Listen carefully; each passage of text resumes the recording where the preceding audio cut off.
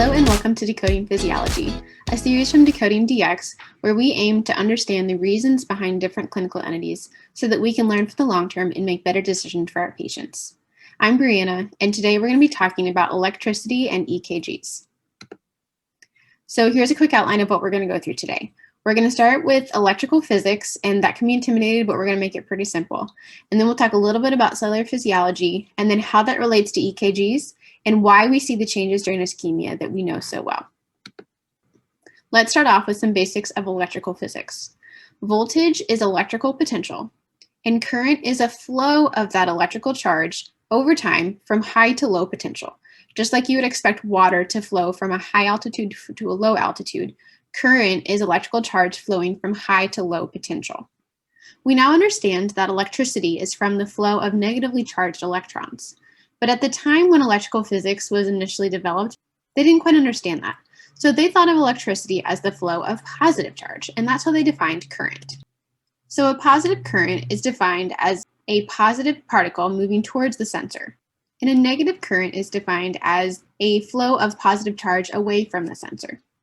So taking this in our modern context of understanding electrons, this is just the opposite of what actually physically happens. The flow of an electron towards a sensor creates a negative current, and the flow of an electron away from the sensor creates a positive current. So in summary, positive current is flow of positive charge toward or a negative charge away from the sensor. And a negative current is the flow of a positive charge away or a negative charge toward the sensor. A vector is a visual representation of current, which is just that flow of charge. Vectors are defined by that old definition that we just talked about. So a vector points towards the direction of a positive flow and away from the direction of a negative flow because it's just opposite of how it was defined with positive flow. So when we're looking at actual electrons, when an electron is moving towards the sensor, that is actually a negative current. And when an electron is moving away from the sensor, then that's actually a positive current. Now let's move on to some cellular physiology. Cells maintain very precise concentrations of a lot of different ions, but a few in particular are of increased importance. This probably won't be a surprise to much of you, but intracellularly, there is a very low concentration of sodium and calcium, but a high concentration of potassium. And the opposite is true on the outside of the cell. We've got high sodium and calcium, but low potassium.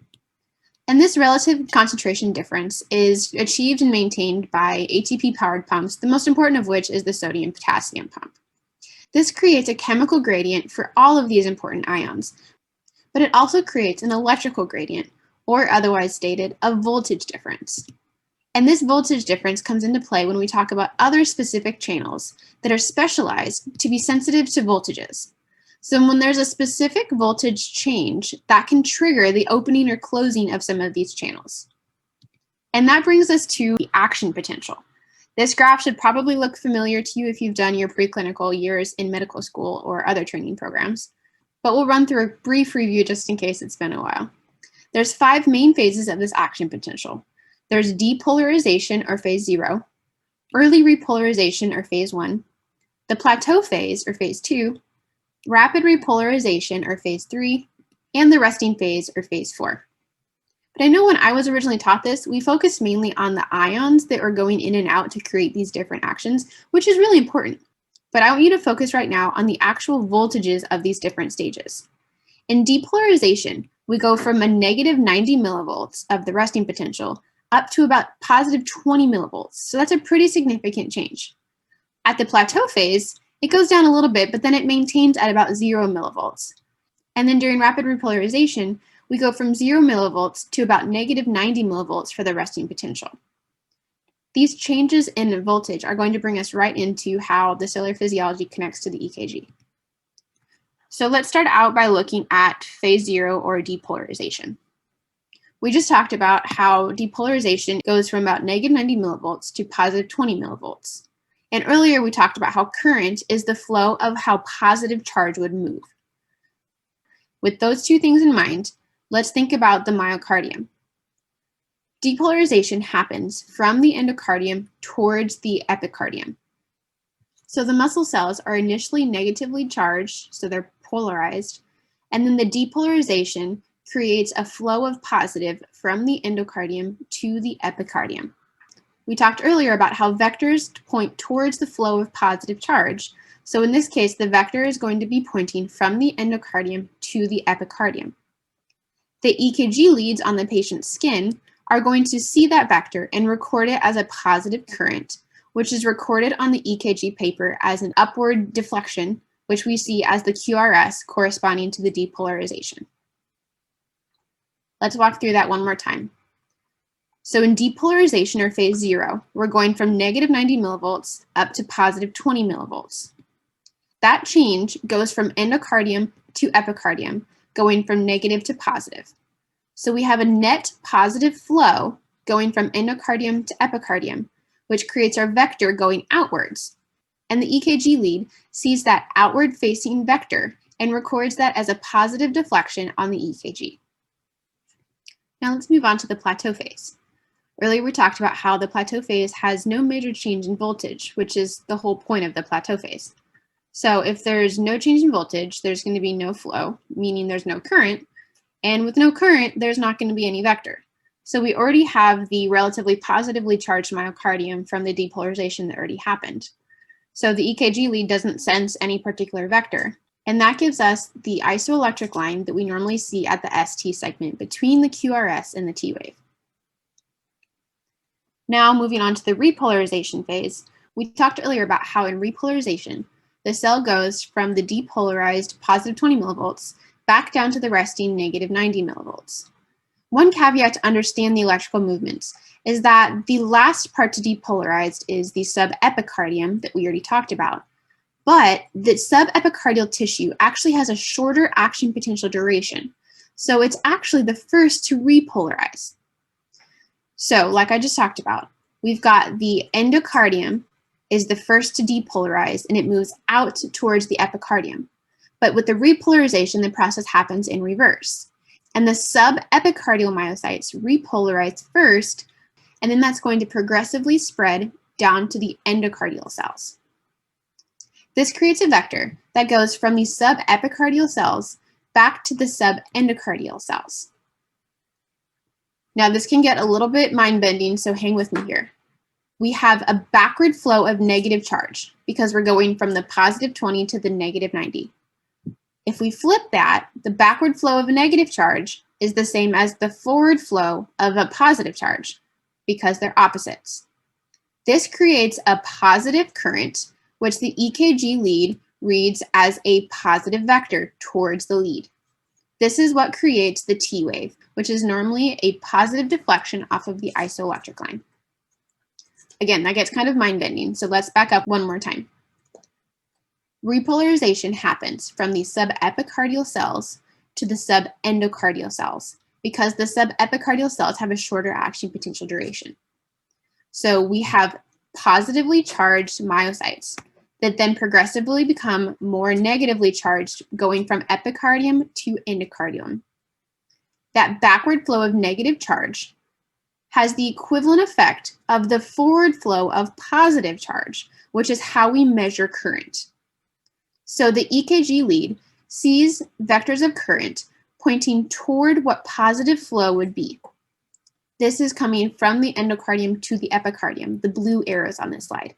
The EKG lead reads that as a positive vector of positive current, and it's recorded as a positive deflection on the EKG paper that we see as our T wave.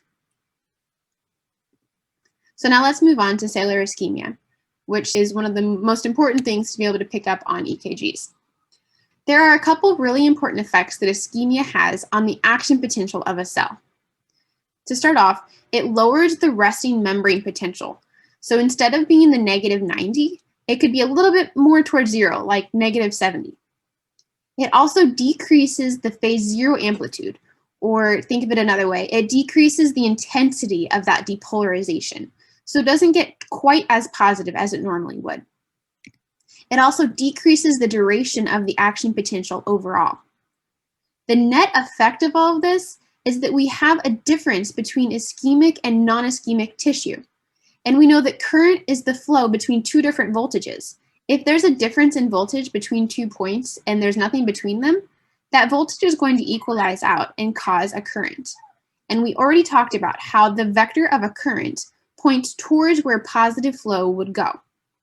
So in this graph, the non-ischemic tissue got to a more positive charge, to about the positive 20 with the depolarization. And the ischemic tissue does not get that high. And so the positive charge is going to flow from the non-ischemic to the ischemic tissue. So our vectors will be pointing towards the ischemic tissue. The same thing applies for the repolarization phase, where vectors are going to be flowing from the more positive non-ischemic tissue to the more negative ischemic tissue. Again, this is because current is in terms of the direction that a positive charge would flow. So we've talked a lot about the vectors pointing towards the positive, and this helps us to establish another kind of rule of thumb baseline rule, which is that the vector will point towards the ischemia during an axial potential. So to understand the pathophys behind this a little bit more, let's zoom in on that plateau phase. We talked earlier about how the plateau phase corresponds to the ST segment on the EKG. You may know that the ST segment is an incredibly important part of the EKG to look for ischemia. So looking at the plateau phase, we just talked about how there's going to be vectors pointing from the non-ischemic to the ischemic tissue. To understand the ST segment changes that we see with ischemia, we need to understand some anatomy first. The coronary arteries run along the outside of the heart, along the epicardium. They then send in penetrating branches through the myocardium to supply blood flow throughout the heart. This means that the subendocardium cells are the most susceptible to demand ischemia from a relative lack or decrease in blood flow. So when we're in a situation where there is demand ischemia, there is relative decrease in that blood flow, the subendocardium is going to be the first part to get ischemic. And looking back at our action potential diagram, we know that there's going to be differences in voltage between this segment of ischemic tissue and the surrounding tissue that's not ischemic. And we already talked about how the vector is going to point towards the ischemic tissue. So we have these vectors pointing towards the subendocardial cells. And so our EKG read sees those vectors pointing away from the lead towards the endocardium, and it interprets that as a negative deflection on the EKG. And that's why we get ST depression with subendocardial ischemia. So let's back up and go through that one more time. We're looking at our plateau phase, which is what corresponds to the ST segment on the EKG. We have a difference between ischemic and non-ischemic cells that creates a current flow with a vector that points towards the ischemic cells. The nature of the coronary artery anatomy means that the subendocardial cells are the most susceptible to demand ischemia. So when these cells get ischemic from demand ischemia, for example, like angina, then there's going to be a difference in the voltage between that ischemic tissue and the surrounding non-ischemic tissue. And because of the electrophysics we just talked about, the vector is going to be pointing towards the ischemic tissue, which is on the endocardial side of the myocardium. The EKG read picks up those vectors as negative vectors, meaning negative current, which is recorded as a negative deflection on the EKG. And because this is during the plateau phase, we see this as ST segment depression. A very similar process happens during repolarization. We see the electrophysics diagram showing that we're going to have an effective flow of positive charge from non-ischemic to ischemic tissue. So the vector is going to be pointing towards the ischemic tissue, just like when we were looking at the plateau phase. This results in a negative current during that repolarization phase, which the EKG lead records as a negative deflection. So this is how we get the T-wave inversions that are commonly associated with subendocardial ischemia. So what about transmural ischemia? This is a little bit of a different situation because instead of having two different areas of tissue with different voltages, in transmural ischemia, all of the tissue is ischemic. So we don't necessarily have that difference anymore. What we do have is an entire segment of the myocardium that is damaged and therefore has very aberrant electrophysiology going on. The details and electrophysics of all this gets pretty complicated, and it's actually still kind of controversial. So this is one time that I think that the cost-benefit analysis is in our favor to just accept that the vectors in transmural ischemia are pointing outward towards the epicardium. So the EKG lead sees these outward pointing vectors from the area of ischemia, and we know that outward pointing vectors are indicative of positive current. So the EKG lead will record these as positive deflections during that plateau phase, which we see as ST segment elevation. Again, we'll walk through it one more time. In transmural ischemia, we have an entire segment of ischemic tissue in the myocardium. So we don't have the same voltage difference in the same area that we had in the subendocardial ischemia. Because of pretty complicated and kind of controversial electrophysics, we're just going to accept that ischemic tissue like this creates outward pointing vectors pointing towards the epicardium.